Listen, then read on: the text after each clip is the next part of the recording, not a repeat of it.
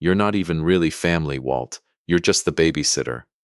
My daughter said it with a smile, the kind she used to give me when she was 7 and wanted a second cookie, and the whole table went quiet at exactly the same second, like someone had hit pause on 12 people at once. My wife Diane's fork stopped halfway to her mouth. My son-in-law Connor stared so hard at his plate you'd have thought there was a message written in the mashed potatoes. And Barbara, Connor's mother, at the head of her own table, in her own house. She didn't stop smiling. She'd been waiting for this line all afternoon. I didn't say anything. I picked up my water glass, took a slow drink, and set it back down without a sound. That's the part nobody understands about men like me. We don't raise our voices when it matters. We go quiet. And behind that quiet, I was already doing math, closing costs, escrow timelines, a 72-hour contingency clause I'd built into a contract 11 weeks earlier for exactly a moment like this one, though I hadn't known it yet. My name is Walter Doyle. I'm 68 years old. I spent 31 years underwriting mortgages and managing title transfers for a regional bank before I retired, which means I have spent most of my adult life reading the fine print other people skip. Before you tell me where you're watching this from, go ahead. Drop your city and state in the comments. I always read them. Let me tell you who I was before that dinner, so you understand exactly who I became after it. I want to start with the folder because the folder matters more than anything else in this story, and I want you to remember it. It was a plain manila folder, the kind you can buy 100 of for $6, and it sat in the top drawer of my home office desk in Loveland, Colorado, labeled in my own handwriting, Dostyle Family Holdings, Rise Property. Diane used to tease me about it. You label everything like you're being audited, Walt. Old habit, I told her. 31 years of watching other people's deals fall apart because nobody wrote anything down properly. I always wrote things down. I always kept the paper trail. I always held title in the LLC until the final transfer was clean, no matter how much anybody wanted to rush it. I used to joke that it was boring. Turned out it was the only thing standing between my family and a very bad year. Here's the situation as it stood that spring. My daughter Melissa was 33, married 4 years to a decent, quiet man named Connor Reyes, and they had 2 kids, Ellie, who was 7, and Max, who had just turned 4. Connor worked in logistics for a shipping company 2 towns over. Melissa was a dental hygienist, 3 days a week because the other 2 days she needed someone to watch the kids. And that someone had been Diane and me for going on 5 years. Not occasionally.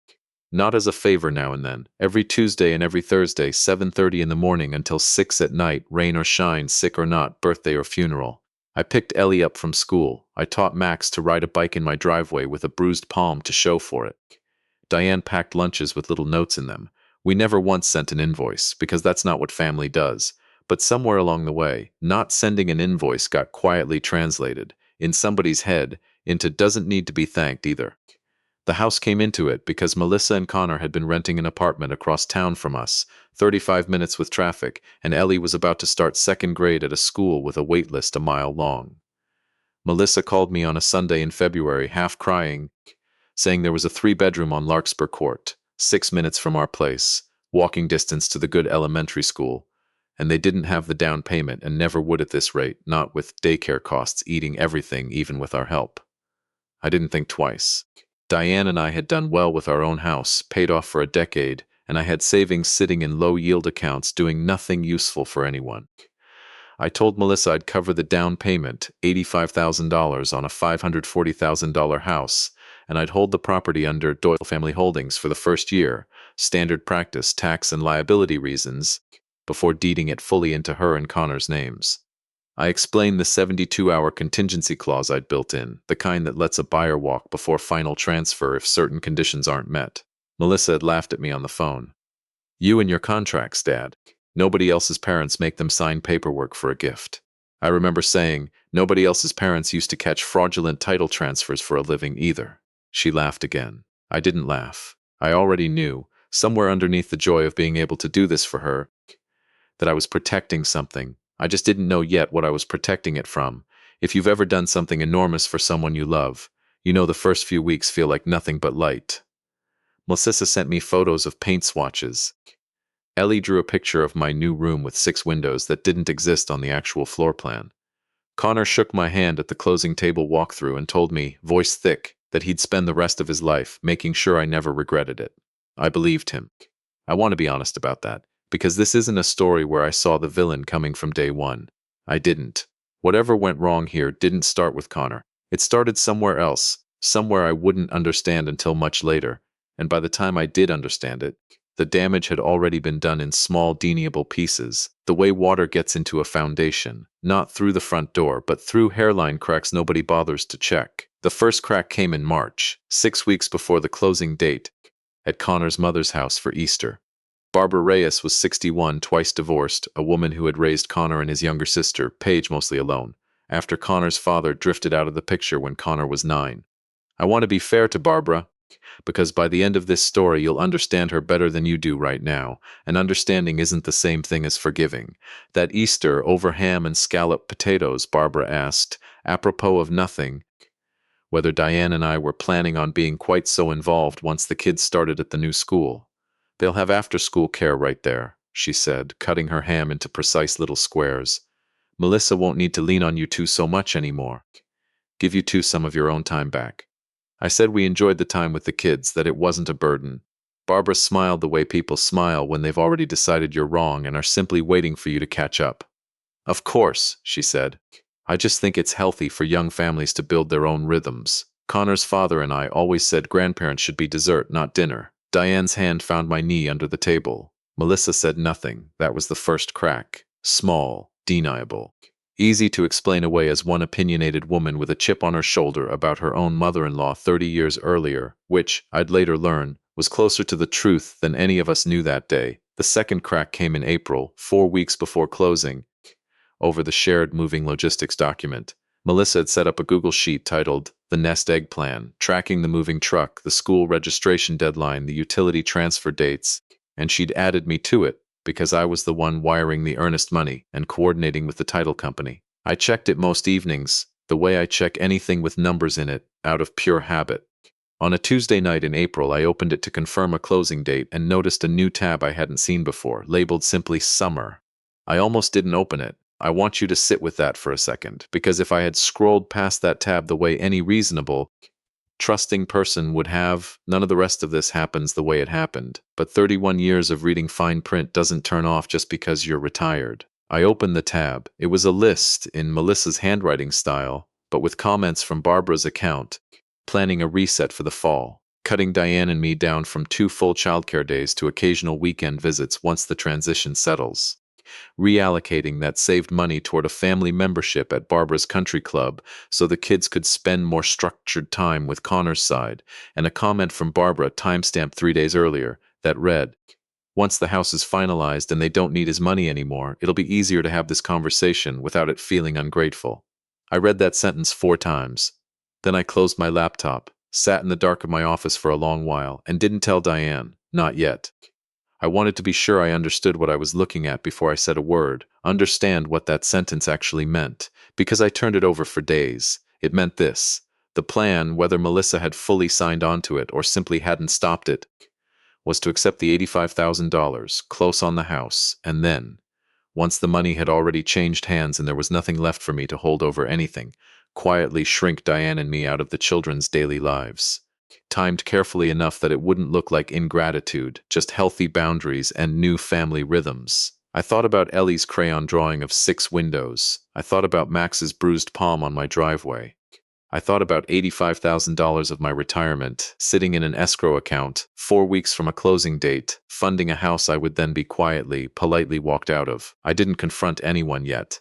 That's not how I was built, and it's not how 31 years in this business taught me to operate. You don't accuse a client of fraud on a hunch, you gather. So over the next 3 weeks, this is the part where I want you to understand the shape of what I was doing, because it matters for what comes later. I did 2 things. First, I quietly pulled the closing timeline back by requesting what I framed to the title company as a routine appraisal contingency delay, buying myself 30 extra days without anyone at the Reyes end even noticing anything had shifted. Second, I started paying much closer attention at every family gathering, the way you'd read a contract you already suspected had a hidden clause. And once you start looking for something, you find it everywhere. I noticed Melissa deferring to Barbara on decisions about Ellie's summer camp that Diane and I used to help plan. I noticed Connor, normally warm with me, going quiet and short whenever his mother was in the room, like a man who'd learned a long time ago which battles cost him too much to fight. I noticed that in 6 weeks not one dinner invitation had come from Melissa's own household. Every gathering was staged at Barbara's, on Barbara's terms, with Barbara setting the tone. Then came the voicemail, the second piece of evidence, and I want to be clear, this wasn't something I went digging for. It landed in my lap the way these things sometimes do.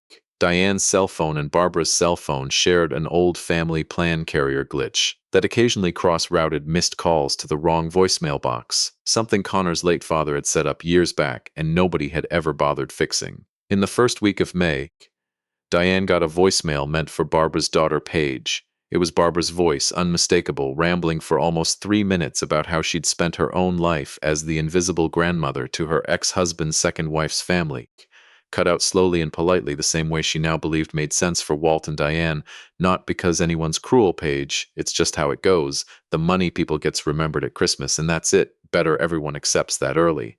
Diane played it for me twice, hand over her mouth. It wasn't evil exactly, what we heard in that voicemail. It was something sadder and more familiar, a woman repeating the exact wound that had been done to her, convinced she was teaching a lesson in self-protection rather than inflicting the same old damage on someone new. That didn't make it acceptable. It made it explainable. There's a difference, and by the time this story ends, I think you'll agree, the difference matters, even if it doesn't change what had to happen next. I had two kinds of evidence now, documented and dated. A written plan on a shared spreadsheet with a timestamp proving the timing was deliberately tied to my money clearing, and an audio recording confirming the philosophy behind it, and confirming, more importantly, that Barbara was the true architect, with Melissa either complicit or simply too conflict-averse to push back on her own mother-in-law. I had 31 years of professional habit telling me exactly what to do with two dated, corroborating pieces of evidence and a closing date bearing down. I called my attorney, an old colleague named Renata Fisher who'd handled title disputes with me for 2 decades before going into private practice. I laid it all out. She was quiet for a moment, then said the sentence I'll remember for the rest of my life. Walt, you didn't just build in a contingency clause. You built yourself an exit. The only question is when you use it. I didn't use it yet, not for 2 more weeks, because I wanted to see if Melissa, my daughter, not Barbara's puppet, my actual daughter who I had raised, would say something on her own, would push back on her own, would prove to me that whatever was happening was Barbara's doing and not hers. I gave her that chance without ever telling her I was watching. And this is where we come back to the dinner table 3 weeks before closing, at Barbara's house, the night everything finally cracked all the way open instead of just hairlining. It started small, the way these things do. Diane mentioned casually that she and I would want to help Ellie set up her new room the weekend after closing, maybe hang some shelves. And Barbara said, lightly, that she'd already talked to Melissa about doing a whole family painting day instead, more of a Reyes tradition. I said I thought Diane and I would still like to be part of that since we'd been the ones helping Ellie plan the room for months. And Melissa, my daughter, 33 years old, standing at the crossroads of 2 families for the length of 1 single sentence, chose Barbara's side of the table. Dad, you and Mom do so much already, she said, in the tone people use when they've rehearsed a line and are relieved to finally say it out loud. Maybe it's okay to let us have some things that are just ours. I said gently that I understood wanting independence, but that this particular house existed because of help she'd asked me for 5 months earlier, and I'd like to still be included in decisions about it. That's when Barbara set down her fork, folded her hands, and said, with the practiced calm of someone who'd waited all night for an opening, Walt, I think what Melissa is trying to say, kindly, is that you're not the one raising these children. You're a wonderful help, truly. But you're not their father, and you're not really family in the way that matters here. You're the babysitter. A silence. And then Melissa, and I need you to understand that this next sentence is the one that ended something in me that had been alive for 33 years. Melissa smiled, that same cookie jar smile from when she was 7, and said, You're not even really family, Walt. You're just the babysitter. I have replayed that sentence more times than I can count since, and I still don't fully know whether she meant it the way it landed, or whether she was simply too far into Barbara's current to swim against it in front of an audience. It doesn't matter anymore. What matters is what happened in the 60 seconds after she said it. Diane's fork stopped in the air. Connor stared at his plate like there was a message written in the mashed potatoes. Paige, Connor's younger sister, 26 years old and the only Reyes at that table who'd ever thanked me and Diane sincerely for anything, looked physically ill, glancing between her mother and Melissa like she wanted to say something and didn't have the nerve. I picked up my water glass. I drank. I set it down without a sound. Then I said thank you for the clarity, stood up, and walked out to the porch alone, phone already in my hand. Renata answered on the second ring. Walt, it's Sunday evening. I know, I said. It's time. A pause. Then the sound of a chair scraping back on her end. Tell me what you want done, I told her. Invoke the contingency clause before midnight, formally withdraw as buyer of record, instruct the title company to return the earnest money to Doyle Family Holdings in full, and close the file. She told me she could have the notice filed with the title company first thing in the morning, that with 31 days still on the clock and the contingency window I'd built in never having expired, there was nothing on Melissa or Connor's side that could stop it. No signature of theirs required, no negotiation needed. It was my money in my LLC sitting in an account I still fully controlled. 4 weeks from a closing that had never actually transferred anything into anyone else's name. I hadn't just protected myself from a bad deal. I had, without meaning to at the time I wrote it, protected myself from exactly this moment. I walked back inside. The table was still quiet, still watching me the way you watch a pot you're not sure is about to boil over or just simmer down. I looked at Melissa. I've decided not to close on the Larkspur house, I said, evenly.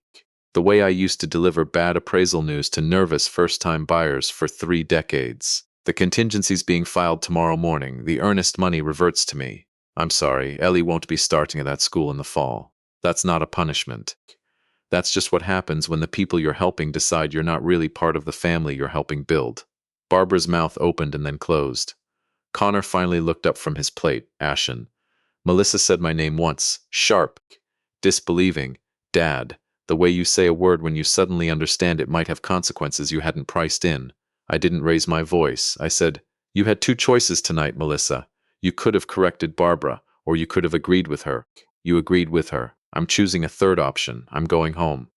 Diane stood up beside me without a word, gathered her purse, and we walked out together. Here's where I want to give you a mid-story pause, because this is the part of the video where I always ask, tell me where you're watching from, and tell me honestly, would you have walked out at that table, or would you have swallowed it and hoped things got better? Because what happened over the next several weeks tested exactly that question in me, over and over, and I didn't always feel as calm as I sounded that night on the porch. The calls started almost immediately. Melissa called 4 times before we even reached our own driveway. Connor texted, apologetic, careful, clearly terrified of his mother finding out he'd reached out at all. I don't agree with how tonight went. I'm sorry. Please don't punish the kids for this. I didn't answer that night. I let it sit, the way you let a hot pan sit before you touch it. The following Tuesday, a day I would normally have had Ellie and Max at my kitchen table doing homework, the house was silent, and Diane cried at the counter for the first time since this whole thing started. Not because we'd made the wrong choice, but because being right didn't make the missing any easier. I want to be honest about that with you, because too many of these stories pretend the strong choice doesn't cost anything. It cost me 2 Tuesdays and 2 Thursdays a week of 2 small faces I loved more than almost anything on earth. That is not nothing. I felt it every single week. Melissa's attorney, she hired one within 10 days, which told me everything about how seriously she and Connor were taking this, or how seriously Barbara was pushing them to take it, sent a letter arguing that the down payment had been verbally promised as an unconditional gift and that withdrawing it constituted a breach of that promise. Renata's response took 1 afternoon to draft and ended the conversation in a single exchange. The signed contingency agreement, dated the day of the original wire transfer, explicit in its language that the funds remain the property of Doyle Family Holdings LLC until final deed transfer, with Melissa and Connor's own signatures on page 4. There was no verbal promise on record. There was only a written, binding contract, and it had been Melissa herself who joked on the phone in February that nobody else's parents make them sign paperwork for a gift. I had made them sign it anyway. 31 years of habit had quietly built me a door I didn't know I'd need until the night I needed to walk through it. The double gut punch, and the part that finally broke the story open completely, came about 10 days after the dinner, when Paige, the 26-year-old, the one who'd looked sick at the table, showed up at our house unannounced on a Saturday morning, sat at our kitchen table, and told Diane and me the rest of what we hadn't known. She confirmed the spreadsheet comment was real and that she'd seen the country club membership brochure already sitting on Barbara's kitchen counter, half filled out, dated from 3 weeks before the Easter dinner. Proof the plan hadn't been some spontaneous, hurt feelings reaction to anything Diane or I had done, but a strategy already in motion before the ink on the house contract was even dry. And she told us something Barbara had never said outright to Melissa or Connor, something Paige had only pieced together from years of living in that house.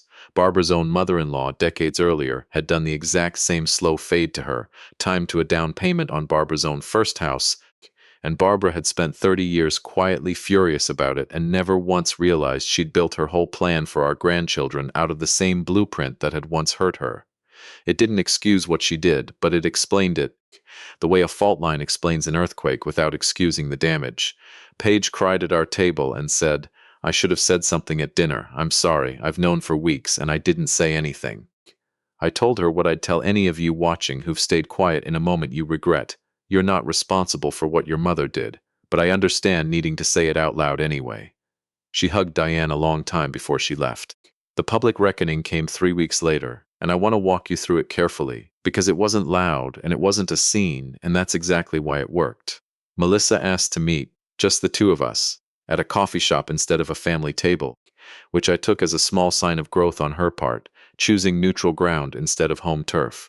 I brought the folder, the actual manila folder, the one from my desk drawer, thickened now with the spreadsheet printout, the voicemail transcript Renata had verified through the carrier's own records, and the timeline of the country club brochure Paige had photographed. I didn't yell. I laid it flat on the table between us and let Melissa read it herself, page by page, in silence, while her coffee went cold. When she got to the spreadsheet comment, the one about not needing my money anymore, her hands started shaking. "I didn't write that," she said. "I know," I said. "Barbara did, but you read it, and you never told me.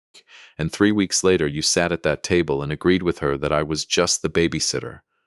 Melissa didn't defend herself. She put her head in her hands and said the truest thing she'd said to me in a year. I let her tell me what our family was supposed to look like, because it was easier than fighting her for something I already had.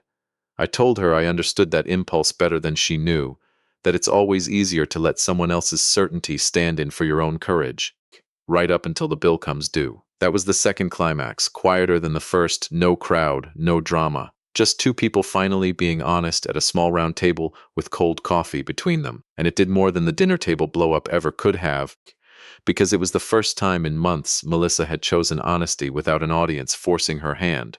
What happened after that took real time, not a single scene, and I want to give it to you the way it actually unfolded, because tidy instant reconciliations aren't how families actually heal. Melissa and Connor didn't buy the Larkspur house. Someone else closed on it 6 weeks later, and Ellie started second grade at her old school after all, which broke my heart a little every time I thought about it. But Melissa did something I hadn't expected. She and Connor found a smaller rental 11 minutes from us instead of 35. On their own, no help from me this time, and she told me flatly she wanted it that way, so no one could ever again say the closeness came with strings attached. Barbara and I have not reconciled, not really, and I'm at peace with that. Some fault lines don't get repaired, you just learn where they run and build around them. But Connor changed the most in the smallest, steadiest ways. He started calling me directly to schedule his own Saturday mornings with the kids at our place, no longer routing every family decision through his mother, and about 4 months in he told me, quietly on my porch, the same porch where I'd made that first phone call, "I should have said something that night. I've thought about it every day since. I'm sorry it took losing the house to make me actually stand up for my own family instead of my mother's version of it." I told him what I told Paige. An apology after real cost is worth something. An apology with nothing on the line isn't. It's been 14 months now since that Easter dinner. Ellie is in 3rd grade at her old school with her old friends, and she doesn't remember any of it, which is its own kind of mercy. Max still shows me his bruised knees like trophies. Diane and I are back to 2 full days a week, but it looks different now. Connor drops the kids off himself most mornings, stays for coffee sometimes, calls just to talk, not just to arrange logistics. Melissa and I have rebuilt something slower and more honest than what we had before. Something that survived being tested instead of something that had simply never been tested at all. I never got that $85,000 back into a house for my daughter, and for a long time that felt like a loss I hadn't chosen. I understand it differently now. I used to believe loyalty was a debt owed automatically, simply because of blood, paid in silence and showing up no matter what you got back in return. I don't believe that anymore. I believe loyalty is a debt that has to be repaid on both sides, in the open, or it isn't loyalty at all. It's just one person quietly funding a family that has already decided, in a shared document they forgot to make private, that they don't need you once the money clears. I still have the folder. It sits in the same drawer, thickened now with new pages. Because old habits don't die just because the crisis that made you need them finally passes. Diane asked me recently if I regretted any of it. The contingency clause, the LLC, 31 years of professional caution applied to something as personal as a house for my own daughter. I told her the truth. I regretted that I ever needed it. I didn't regret having it. Somewhere out there tonight, a man just like Connor is sitting quietly at somebody else's table, letting somebody else's certainty speak for him instead of finding his own voice, and I hope this story finds him before the bill comes due the way it came due for us. And somewhere out there, a father or a mother just like me is holding something back. A signature, a contingency, a piece of paper nobody else wanted to bother with. Not because they don't trust their own family, but because 31 years of watching deals fall apart taught them that love and carelessness are not the same thing, and you can offer someone everything you have without ever handing them the one thing that lets them walk away with it before they've earned it. Tell me in the comments, where are you watching from tonight, and have you ever had to choose between keeping the peace and protecting yourself? I read every single one. If this story meant something to you, hit that like button, subscribe for more real, raw, family-centered stories, and I'll see you in the next one.